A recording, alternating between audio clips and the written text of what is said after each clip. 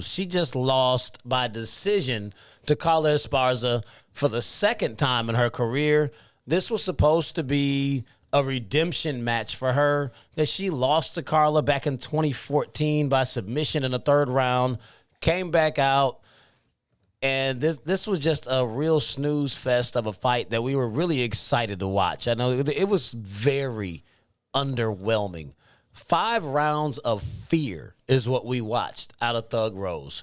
With Absolutely. all of the, I'm the best. I'm the best. I mean, like, she says it over and over. Trash ass fight. As an affirmation to make sure that she's letting herself know that she's the best. And then she goes out there and fights like she's scared for 25 whole minutes. Yep. I mean, we know Esparza is an expert at catching a leg. Oh, yeah. Which is how she stopped her in the first fight 8 years ago. But like Thug Rose is like, her memory is just like you got to have a short memory, just like a quarterback. Right. You can't come out there in the entire fight and be like, my bread and butter is these kicks, but I know she catches the kicks, so I'm not going to throw any of those. And then just come out there and just have such a lackluster performance. It's like you thought you were going to win just because you were the champ coming into the fight. Like, you didn't fight. Esparza brought the fight to her, and she clearly easily won. Yeah. Yeah, this fight was so... It was weird to watch because, not a lot of strikes. I mean, believe it or not, Fees, there were 68 total landed strikes in this fight, 38 from Rose, 30 from, obviously 30 from Carla. But you look at the fact that, some people are saying what happened to Thug Rose, but it's really like what happened to both of the fighters here. I mean, this is one of the biggest yawns of a title fight that I've seen in recent memory.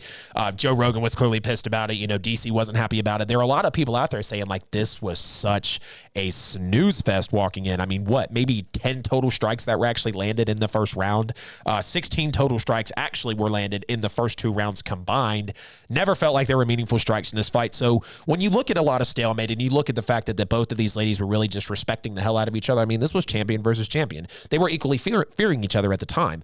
It turned into octagon control. When you're literally just you're not even getting excited, but the most significant strikes of the fight are literally, gloves bouncing off foreheads. Like, there was no true impact here.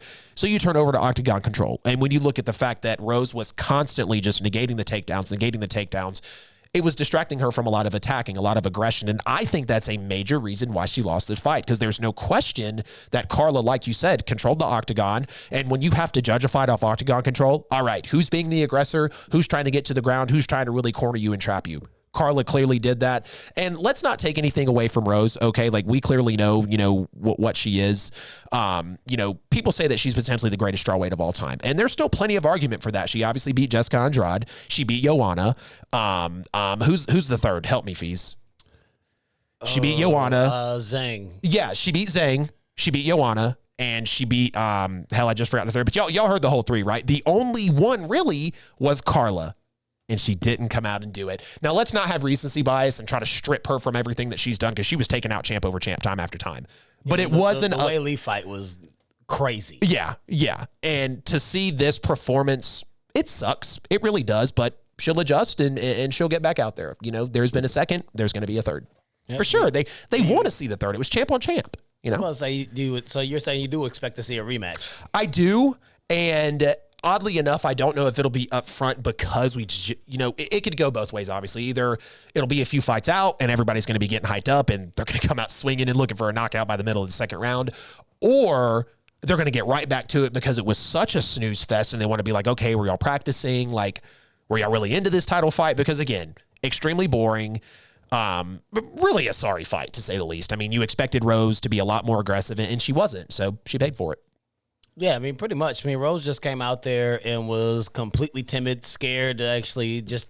She did not stick to her plan. No, Cher says the corners were telling both of them to be patient, but she was entirely too patient. Yes! I mean, one thing to be patient and look for your shots is a whole other thing when you just don't take any of your shots the way that you're supposed to. I mean, I expect to see a rematch actually right away, and for it to this time be the fight that we were expecting. Yeah, Jamila, you're right. Very boring match. And Cher, to double down on what you said, I actually heard reports as well that both of the corners were saying be patient, but they were telling the fighters they were winning. Imagine not even hitting 40 or 30% of your strikes and doing nothing and being told that you're winning. What the hell is going to change? Nothing, because you're being told that you're doing good. That's why I continue to be a snooze fest. Put it on the fighters, put it on the coaches. I mean, we got to have a rematch. Like I said, whether it's now or a few fights out, we'll see. Oh, absolutely.